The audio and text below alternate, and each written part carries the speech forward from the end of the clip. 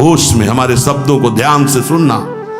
जब इतना गलत हो जाता है तो अपना चेहरा अपने को पसंद नहीं आता और अपना जीवन अपने को पसंद नहीं आता और अपने अंदर से मन कहने लगता है नष्ट कर दो इस शरीर को। फिर वो जो आगे की लीलाएं होती है, अच्छा ऐसा हुआ, फांसी लगा ली, जहर खा लिया, ये कर लिया, वो कर लिया। यदि तुम परमार्थ के पथिक हो, ये तीन बातें नहीं है तो तुम्हारा पतन हो चुका है। हमारा मन भजन में ले, होटलों में खाओगे, भजन में मन लगेगा, अशुद्ध आहार करोगे, मनमानी व्यभिचार प्रवृत्तियों का दर्शन, संभाषण और क्रिया करोगे और तुम्हारा मन सच्चिदानंद प्रभु में लग जाएगा। तमाशा समझा है, तमाशा समझ लिया अध्यात्म में मन को लगाना। अपनी दिनचर्या में, दिनचर्या में इतना पावर है कि जहर भी समन हो जाएगा। मीरा जी का समन हो गया ना। अगर नियम है 1:45 बजे उठने का, स्नान का, तो 1:45 बजे ही उठना चाहिए, 2 नहीं बजना चाहिए। अपने पास सामर्थ्य होने पर नीचापमानम सुधा, वो नीच है, हम उस पर शासन कर सकते हैं, पर उसके द्वारा किए हुए अपमान को सह गए और अंदर से मनाया भगवान तुम्हें सुखी रखे, स्वस्थ रहो। जिसका इंद्रिय मनोनिग्रह युक्त समय व्यतीत होता है भगवत चिंतन में, वो महापुरुष है। अभी वर्तमान में ही है, चिंता मत करो, स्थिति जागृत होने में देर नहीं। सच्ची सच्ची तुमने बहुत सामर्थ्य है, जागो। अगर झुक गए तो रौंद दिए जाओगे। ये 8 बातें भगवत भक्त अपने जीवन में जांच ले कि है कि नहीं है, अगर ना हो तो धारण कर ले। पहला है, संत महापुरुष आपके जीवन में है कि नहीं, ये जांच करनी। देखा है हमने, अगर किसी संत को आदर्श मानकर आप नहीं चल रहे हो तो दिमाग को खसकते हुए देखा, खसक गया है दिमाग। वो मनमानी आचरण केवल सिद्ध बनने के लिए कर रहे हैं। उनके आचरण ऐसे कि भोले भाले लोग ये समझे कि ये तो सिद्ध है। और जानते हो सिद्ध किसे कहते हैं? ब्रह्म भूता प्रसन्नात्मा न सोचति न कांक्षति समः सर्वेषु भूतेषु मद भक्तिम लभते पराम निर्माण मोहाजित संग दोषा अध्यात्म नित्या विनिवृत्त कामा द्वंद्व विमुक्ता सुख दुख संगई गच्छन्त मूढ़ा। ये स्थिति आनी चाहिए। पूरा कोरा जैसे नाटक मंच पर नाटक किया जाता है ना, पूरा दिखाई देता है, पूरा नाटक। क्यों? क्योंकि कोई डांटने वाला नहीं, कोई आदर्श नहीं है महापुरुष जीवन में। जो मन में आवे सो बोलो, जो मन आवे सो नाटक करो, तो 100 200 500 लोग भोले भाले जिनको ककहरा नहीं आता परमार्थ का, वो कह देते मेरे भगवान, मेरे सिद्ध योगी, मेरे महापुरुष मिटिया मेट कर देते हैं। बात तो तब समझ में आवे जब रसिक जन पास करे, गुरुजन पास कर दे। अपने मन से कुछ नहीं होता, जिसे महापुरुष पास कर दे वही होता है। संत महापुरुष कहे ठीक चल रहे हो, ठीक है, या वो मौन स्वीकृति दे दे, ठीक है। अपने मन से सिद्ध बनने पर सिद्ध थोड़ी कोई हो जाता है। जीवन में तुम्हारे संत हैं कि नहीं, बस इतनी बात देखो। अब एक भगत जी आए थे, अपने लोग तो सबका आदर ही करते हैं। उनका दिव्य रूप से हनुमान जी हमारे सामने प्रकट हुए थे। सच्ची बात कह रहे हैं, जिस समय दिव्य रूप हनुमान जी ने धारण किया तो हनुमान जी महाराज के ही भाई पवन पुत्र भीम कंपायमान थे। भीम जैसे हनुमान जी वैसे भीम, बड़े बड़े पर्वतों को अपनी टक्कर से चूर करने की सामर्थ्य रखने वाले। अभी पैदा ही हुए थे भीम और गोद में लिए हुए माता कुंती चल रही थी। अचानक सिंह निकला, दहाड़ हुई तो गिर गए भीम। तो जो जिस चट्टान पे गिरे चकना चूर हो गई चट्टान, और उस आवाज से भयभीत होकर भाग पड़ा सिंह। अभी गोद में बच्चा थे वो भीम, जिस समय प्रार्थना की कि भैया मैं तुम्हारा वो दिव्य रूप देखना चाहता हूं, तो उनका काहे को तुम व्यर्थ में ऐसा तुम नहीं देख पाओगे। तो उनका हमारी लालसा है आपका छोटा भाई हो तो पट्टहास किया हनुमान जी का वो दिव्य रूप कि कंपायमान होकर कह रहे थे, हे वायुपुत्र, हे पवन पुत्र, तुम अपने रूप का स्मरण करो, मेरी सामर्थ्य नहीं। और वो व्यक्ति ऐसे कह रहा, मैं दिव्य हनुमान। हम कह रहे पाखंड मत करो, ठीक से चलो तो ये सब भगवत स्वरूप अनुभव में आ जाएंगे। ठीक से चलो, बड़ा विचित्र स्वरूप है। जब तक जीवन में कोई संत नहीं तो हम ये देख रहे हैं कि वो जीवन या तो पाखंड में सकिल जाएगा और या तो व्यर्थ के चिंतन में फंसा हुआ अपने को मान लेगा कि मैं सिद्ध हूं। आपका शब्द, आपकी दृष्टि, आपकी चेष्टा, तस्मात् शास्त्रम प्रमाणम ते, तब सिद्ध माना जाता है। बहुत सिद्धों के दर्शन हुए, गंगा किनारे सिद्धों का ने कभी नहीं देखा ऐसा प्रमादी। सिद्ध प्रमादी नहीं होता। 95 वर्ष की आयु पूज्य स्वामी श्री ओंकारानंद सरस्वती जी महाराज 4 बजे एक अपने निज जन से कहते, वो स्वेटर पहना दीजिए। बोले स्वामी जी अभी तो धूप है। नहीं, अंदर अभी जाएंगे, चिंतन में विक्षेप होगा, हमारे पास समय नहीं, डाल दो शरीर में। अब इसका एक साधारण शब्द हुआ, इसका प्रभाव इतना पड़ा, इतनी अवस्था में इतने चिंतन परायण की स्वेटर पहनना है ये स्मृति बाधा ना पहुंचा पावे, डाल दो शरीर में। कितना सूक्ष्म। बड़े बड़े महापुरुषों को देखा है, अपने ब्रज के प्रेमी जनों को और ब्रह्मबोध संपन्न दोनों महापुरुषों को, किंचन मात्र कहीं भी कोई भी शास्त्र विपरीत शब्द नहीं, 1 सेकंड की चेष्टा नहीं पाई शास्त्र विरुद्ध। और यहां शास्त्र में है ही नहीं, हो वैसे सिद्ध हो रहे। क्यों? क्योंकि जीवन में किसी आदर्श महापुरुष का अंकुश नहीं। अगर किसी संत का भय तुम्हारे जीवन में नहीं है तो ये माया रौन देगी, पक्का समझ लीजिए। कोई महापुरुष तुम्हारे ऊपर अंकुश लगाने वाला हो तो इसीलिए जो देहाभिमानी जी होते भाग पड़ते हैं, क्योंकि उनकी सिद्धावस्था में वो बाधा पहुंचाएंगे गुरुजन। असली सिद्ध बनो, नाटक नहीं, तो भाग पड़ते हैं। और जो गुरुजनों की शरण में रहता है वो परिपक्व भगवत प्राप्त महात्मा बन जाता है। इसलिए पूज्य बाबा कह रहे, पहला, किसी महापुरुष का अनुशासन है कि नहीं। प्रगट में अनुशासन जरूरी है, प्रगट में अनुशासन जरूरी है। नारदानंद सरस्वती जी महाराज नैमिषारण्य के पीछे आए थे, कुछ परिक्रम उन्होंने बताया। अब वो पधार गए जो वहां के अधिकारी बनाए गए, विवेकानंद जी।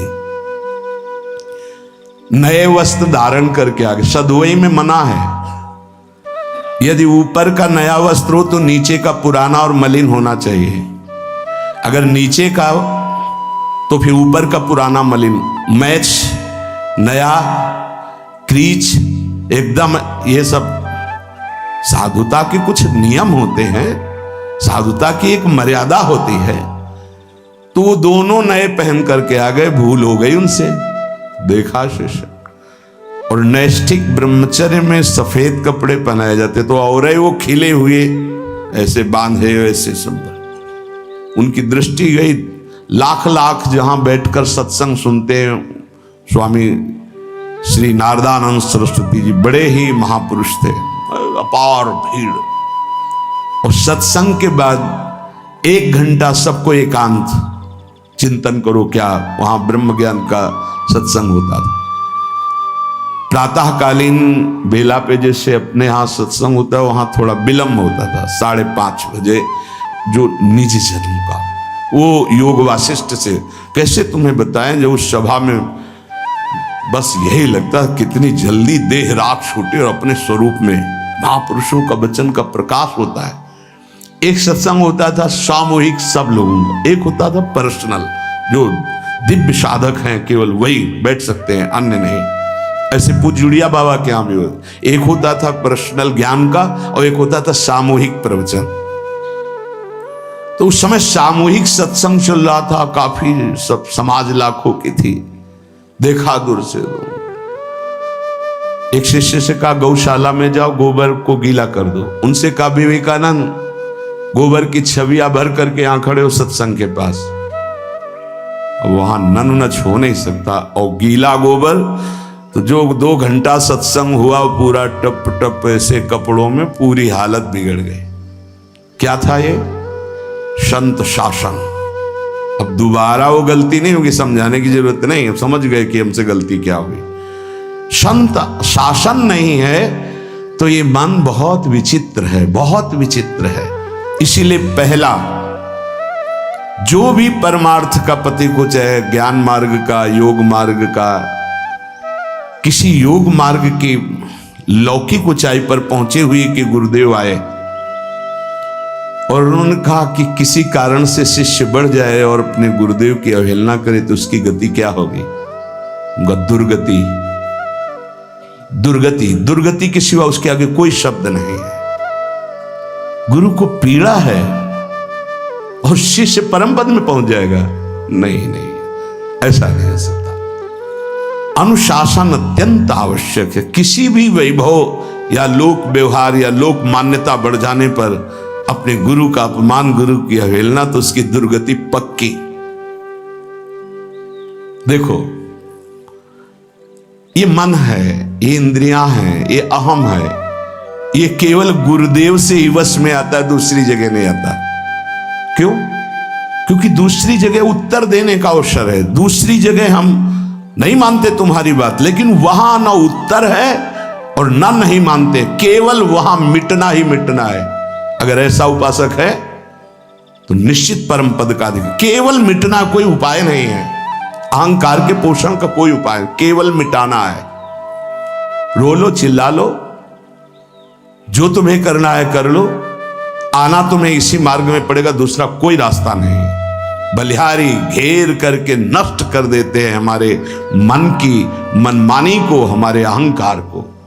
इसलिए जीवन में प्रगट में जिनके जीवन में संत हैं और वो स्वीकार करते हैं उनका अनुशासन, उन्हीं का जीवन प्रकाशित होता है, पक्का समझ लेना। दूसरा, भागवतिक मार्ग में चलने वाले उपासक को सांसारिक पुरुषों की मित्रता करके उनकी संगोष्ठी में नहीं बैठना चाहिए। इस बात को बहुत अच्छे से समझ लो।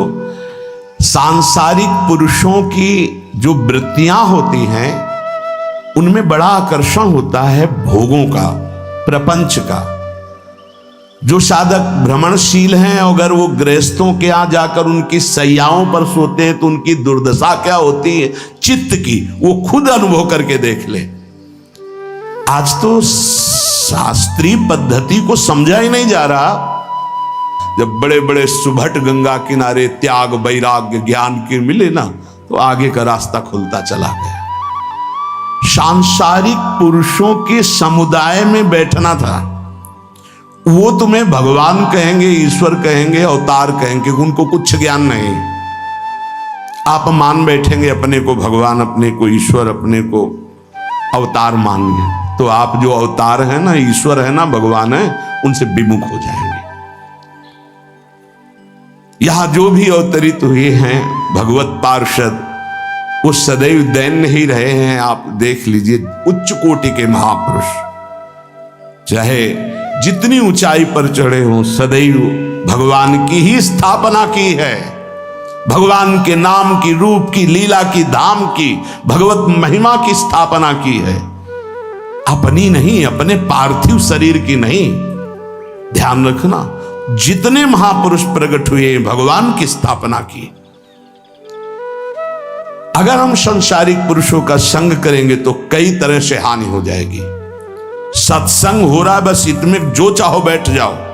हमारा पर्सनल एकांतिक केवल गुरुदेव से संबंध है और उनके द्वारा बताई हुई उपासना में हमारा समय व्यतीत होना चाहिए। कोई हमारा मित्र नहीं होना चाहिए, अलग से संगोष्ठी नहीं होनी चाहिए विषयी पुरुष की, सांसारिक पुरुष की। तीसरा, किसी भी अपनी निंदा करने वाले के प्रति कभी भी बुरा व्यवहार बर्ताव नहीं करवाना चाहिए, क्योंकि भगवान प्रेरित करते हैं निंदा करा करके महान बनाने के लिए। ये शब्द याद कर लो।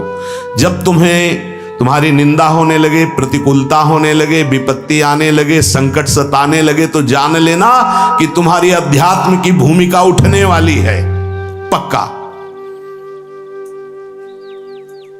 ये अध्यात्म की भूमिका उठना बहुत कठिन होता है। अध्यात्म का प्रवचन कर लेना बहुत सरल होता है, नहीं? हाँ, चमड़ी को चिकनी करके और अध्यात्म का प्रवचन करने में कोई कठिनता नहीं, लेकिन चमड़ी और दमड़ी का राग मिटा दे फिर अध्यात्म की तरफ चले, ये किसी फक्कड़ महात्मा का कृपा पात्र ही होगा जो फकीर होगा, जिसने विश्व की समस्त भोग वासनाओं को रौंद करके अपने स्वरूप में स्थित हो गया। ऐसे महात्मा के संग के बिना अध्यात्म का रंग नहीं चढ़ सकता, और देखने को मिल रहा है। जब तक हमें अध्यात्म का परिचय नहीं है तब तक कहीं भी हम राजी हो जाते हैं। अरे राजी होने को तो टाकीज के सामने देखो जाके, हजारों की भीड़ लगती, लाइन में खड़े होते हैं, पैसा देते हैं, और क्या देखने जाते हैं? झूठा तमाशा। उनको आप क्या कहोगे? ज्ञानी कहोगे? सत्संगी कहोगे? भीड़ का इकट्ठा हो जाना कोई अध्यात्म का चमत्कार नहीं होता। तो अध्यात्म का चमत्कार तो अंतर की वृत्ति का परिवर्तन हो जाना होता है। नहीं तो अगर एक नृत्य करने लगे ना तो हजारों उसको देखने खड़े हो जाते हैं। फिर 14 संगीत बज रहे हैं, फिर इसके बाद अगर हजारों में बैठे मनोरंजन कर रहे हैं तो इनका कोई मात तो नहीं। अगर एक महात्मा कह देता है कि तुम वास्तविक भगवत मार्ग के पथिक हो तो धन्य हो गया जीवन, और 1 करोड़ लोग कह दे कि परमार्थ का पथिक है तो मान्यता नहीं मानी जाएगी। ये अध्यात्म है। अध्यात्म इसीलिए कह रहे हैं कि सांसारिक पुरुषों की संगोष्ठी में रति न करे। तीसरी, अपनी जब कोई निंदा करे तो उसका भला जरूर मना देना, बुरा मत मना देना, नहीं तो अध्यात्म छूट जाएगा। अपने पास सामर्थ्य होने पर नीचापमानम सुधा, वो नीच है, हम उस पर शासन कर सकते हैं, पर उसके द्वारा किए हुए अपमान को सह गए और अंदर से मनाया, भगवान तुम्हें सुखी रखे, स्वस्थ रहो, और कभी भी हम आपका विरोध नहीं करेंगे। जब अवसर मिले तब फिर हमारी निंदा करना, भगवान तुम्हें स्वस्थ रखे, तुम्हारा कभी अमंगल न हो। ध्यान रखना अध्यात्म। चौथा, अपने मुख से कभी किसी की निंदा ना करना। निंदा व्यक्तिगत नाम लेकर के की जाती है, सिद्धांत सार्वभौम वर्णन होता है। जैसे यहां हम कह रहे हैं, वो निंदा सिद्धांत के विपरीत आचरण में जो चलते हैं उनकी है। कौन है? नाम नहीं है, रूप नहीं है। सिद्धांत में चलना एक ये मार्ग, सिद्धांत से बिलक चलना ये पाखंड है। पाखंड और दंभ की निंदा होती, और सत्य की कोई निंदा करे तो वो प्रकाशित होता है। सत्य निंदा से ढकता नहीं। जैसे कोहरा थोड़ी देर के लिए सूर्य को ढकने का नाटक कर सकता है, लेकिन सूर्य जब प्रकाशित होगा तो कोहरे की धज्जियां उड़ जाएंगी। पांचवा, मान लेने की इच्छा का त्याग करके हम अपने समीप जो भी आवे, छोटा बड़ा सबको प्यार और मान देना। ये 8 अच्छे उपासक में सब लक्षण पाए जाते हैं। दूसरों को मान देने का स्वभाव रखना, चाहे छोटा बच्चा ही क्यों न हो। ये नहीं कि धनी मानी बड़ा आकर के धन राशि दे रहा है तो उसका सम्मान हो रहा है, और छोटा प्रणाम कर रहा है उसकी तरफ देखा भी नहीं जा। नहीं, बच्चे से लेकर कोई भी सबको एक ही प्यार की दृष्टि से देखना, भगवत भाव से देखना, अपने को मान रहित और दूसरों को मान देने का स्वभाव बना देना। छठवां, अपनी इंद्रियों को सदाचार परायण रखना। इंद्रियां ये सदैव व्यभिचार की तरफ भागती हैं। नेत्र व्यभिचार दोष, बार बार दूसरों के प्रति देखना आकर्षणकारी, कैसा भी दोष अंदर का भाव हो, नेत्र दोष। दूसरों की बातें सुनना, श्रवणेंद्रिय दोष। वाणी से दूसरों की चर्चा करना, वाणी, ऐसे हर इंद्रिय अपने व्यभिचार में जाना चाहती है। सदाचार परायण उपासक होता है। कल की बात है, कल चिंतन हो रहा था श्रीमद् भगवत गीता जी का। अगर उपासक में सदाचार इंद्रियों की पवित्रता नहीं है तो ढकोसला के सिवा कुछ नहीं रहेगा। ये अच्छे से समझ लो। इंद्रियों का विलास चल रहा, खुला अनुभव दिखाई देता है, खुला। वो एक दृष्टि होती है, उसमें दिखाई देता है अंतर में ब्रह्म बैठा हुआ शांत मौन है और ये समझ नहीं पा रहा, केवल नाटक पे लगा हुआ है। अपना मन, अपनी इंद्रियां यदि संयम में नहीं है, सदाचार में नहीं है, तो ढकोसला ही है, आडंबर ही है, नाटक ही है, पक्का समझ लीजिए। अगर वो संयमी नहीं है, जितेंद्रीय नहीं है, मनोनिग्रही नहीं, तो अध्यात्म क्या है? क्या प्रवचन हो रहा है? किस बात का प्रवचन हो रहा है? जो अनुभव हुआ उसका हो रहा है, शास्त्र सम्मत हो रहा है। जितेंद्रियता नहीं, इंद्रिय निग्रह नहीं, मनोनिग्रह नहीं। छठवां सदाचार परायण, अर्थात इंद्रिय और मन शास्त्राज्ञा के अनुसार चले। जिसका इंद्रिय मनोनिग्रह युक्त समय व्यतीत होता है भगवत चिंतन में, वो महापुरुष है। अभी वर्तमान में ही है, चिंता मत करो, स्थिति जागृत होने में देर नहीं। बंद रखो अपनी खिड़कियों को, कहीं माया की हवा ना घुस जाए। सच्ची सच्ची तुममें बहुत सामर्थ्य है, जागो। अगर झुक गए तो रौंद दिए जाओगे। एक एक बात अच्छे से समझ लो, मुस्कुरा के, प्रेम व्यवहार दिखा के, अपनापन करके फिर तुमको अधीन किया जाएगा। माया भगवती बहुत बलवती है, ऐसे करके फिर ऐसे प्रहार करती है, क्योंकि साधक बहुत प्रवीण है। ऐसे में अपने को बचा लेगा, लेकिन ऐसे में बचाना बहुत कठिन होता है। हमारी बात को समझ लेना, ऐसे में बचाना बहुत कठिन होता है, बहुत कठिन होता है। समर्पण का मिश, सेवा का मिश, अपनापन का मिश। हमारी इंद्री, हमारा मन बहुत धोखेबाज है, हमें कोई धोखा नहीं दे सकता। ये हमारा मन, हमारी इंद्रियां हमको धोखा देती है। साधु, साधक, परमार्थ पथिक, भक्त इस बात से परम सावधान। सदाचार और सरलता, संयम के साथ हमारा समय व्यतीत होना चाहिए। किसी के गवाही की जरूरत नहीं है, किसी के प्रमाण की जरूरत नहीं। आप खुद अपने हृदय की भूमिका को नाप लीजिएगा, कितनी ऊंचाई पर चढ़ रहे हो आपको खुद अनुभव में समझ में आ जाएगा। जो इंद्रियों का गुलाम, मन के द्वारा भ्रष्ट आचरण करने वाला है, वो कुछ भी हो, कोई भी हो, कहीं भी हो, दुर्गति शब्द से ही संबंध है।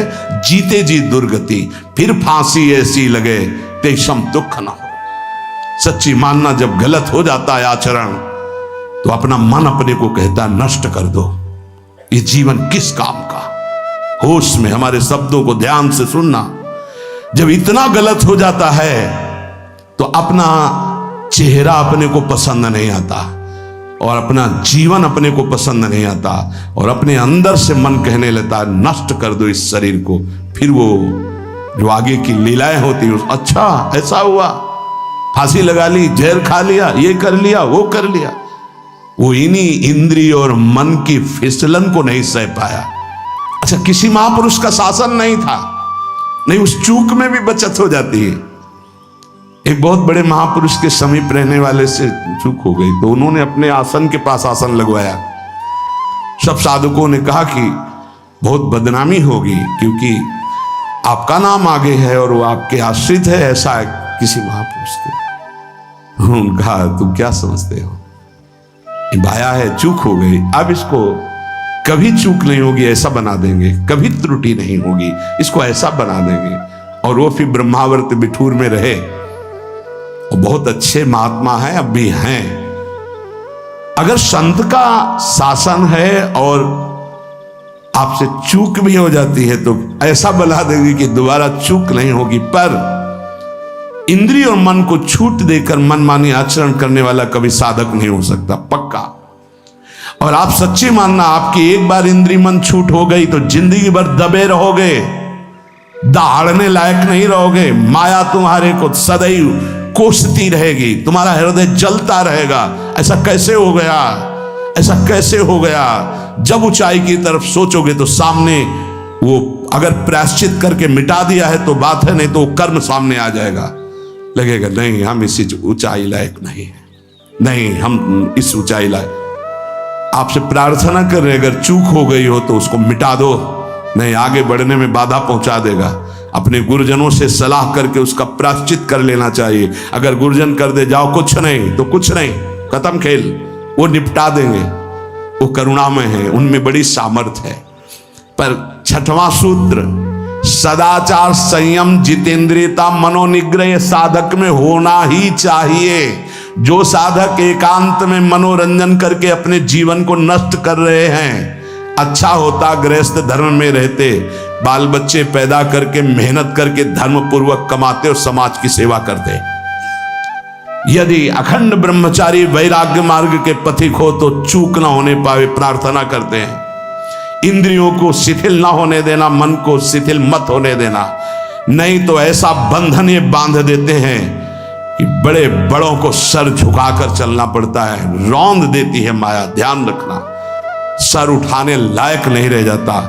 अगर इंद्रिय जन्य भोगों का आकर्षण नष्ट कर दे तो अपना मन अपने को जलाता रहता, धिक्कार देता रहता। कैसे हो गया ऐसे? तो कैसे हो गया? कीन हो इसका वहू अभिमाना, सुख हो वंचा कृपा निधाना। कहीं अभिमान हो गया कि मैं ब्रह्मचारी हूं, मैं जितेंद्री हूं, मैं मनोनिग्रही हूं, तो ठाकुर जी ने दाना फेंक दिया, देख भला मनोनिग्रही है तो मत चुन। लेकिन कृपा पात्र साधक पुनः अपने आप को सावधान करके सदाचार में ही स्थित रहे। आज सदाचार को समझा ही नहीं जा रहा कि सदाचार है क्या। सातवां, किसी भी पद को साधक कभी स्वीकार न करे। समाज में बड़े पद मिलते हैं, यहां भगवत प्राप्ति की वार्ता हो रही। किसी भी पद, किसी भी सम्मान को स्वीकार न करें। ये सब उपाधियां हैं, अगर उपाधियां स्वीकार की तो उपद्रव शुरू हो जाएंगे। कोई उपाधि स्वीकार न करो तो इतने महान बन जाओगे कि पूरे विश्व में तुम ही होगे। ये भी बात याद कर लो, कोई भी छोटी मोटी उपाधि स्वीकार की तो उस महान को नहीं प्राप्त कर पाओगे। विश्व में तुम ही होगे, या तो ज्ञान में तो एक तुमसे बड़ा कोई है नहीं, और अगर भक्ति में तो तुमसे छोटा कोई नहीं, तो विश्व में तुम ही तो हुई है ना। सब बड़े और आप छोटे, विश्व में आप त्रणादपि सुनीचेन, और ज्ञान तो हम ब्रह्मास्मि, सबको समेट लिया अपने में, एक के सिवा दूसरा कोई नहीं। ये है उपाधि रहित महापुरुष की स्थिति। कोई उपाधि स्वीकार न। अनंत ब्रह्मांडों का महारत्न इंद्र नीलमणि, जहां जहां भक्त मेरा चरण रखे वहां वहां रखूं हाथ, पीछे पीछे मैं फिरूं कभी न छाड़ूं साथ। इससे बड़ा कोई पद होगा? निरपेक्षम मुनिम शांतम निर्वैरम समदर्शनम अनुब्रजाम्य हम नित्यम पूये यत्यंगुरेणु भी। जिसकी चरण रज लेने के लिए परब्रह्म परमात्मा पीछे डोलता है, वो है ये पद। जब कोई पद नहीं स्वीकार करता तो ये पद प्राप्त होता है। इसलिए सातवां, किसी भी उपाधि को, पद को साधक कभी स्वीकार न करे। आप यहां के अमुक बन करके अमुक नहीं, सेवाएं सब हैं पर सेवक हूं, कोई पद नहीं। देख लो बड़े बड़े महापुरुषों को। पूज्यपाद उड़िया बाबा जी ने जब देखा तो दंड का विसर्जन कर दिया कि पद की तरफ एक घसीट रहा है। गंगा जी में महाप्रभु चैतन्य देव ने गंगा जी में जो हमारे परम पद के बीच में आएगा वो सबका प्रवाहित कर देना ही उचित है। बहुत समझना, पूरे जीवन भर याद रखना, यह अध्यात्म है। अध्यात्म कभी कोई भी उपाधि स्वीकार ना करे। तो बहुत जल्दी उपाधियां सामने लिख दी जाती है, तभी कोई वो स्थिति ही नहीं आती। उपाधि हमारे ब्रजमंडल में एक से एक महापुरुष हुए हैं। बाबा प्राण धन रहे हैं, कितने संत महापुरुष, और उनको यहां प्यार से ब्रजवासी जन मेरो बाबा प्रिया प्रीतम के लाडले। कोई उपाधि नहीं, कोई पदवी नहीं, कोई प्रतिष्ठा नहीं। और आठवां, ये आखिरी, किसी भी परिस्थिति में अपने आराध्य देव का चिंतन ना छूटने पावे, पूर्णता। ये तभी हो सकता है जिसके जीवन में ये तीन बातें हैं। आखिरी वाली बात, किसी भी परिस्थिति में अपने लक्ष्य का चिंतन न छूटने पावे। ये तीन बातें जिसके जीवन में हैं तो ये आखिरी बात पूर्ण होगी। आखिरी और पहली दो बहुत जोर की बात थी। पहली थी किसी संत महापुरुष का शासन, और पूर्णता आई किसी भी परिस्थिति में अपने लक्ष्य का चिंतन न छूटना। बीच में अपने आप सब आ जाएगा।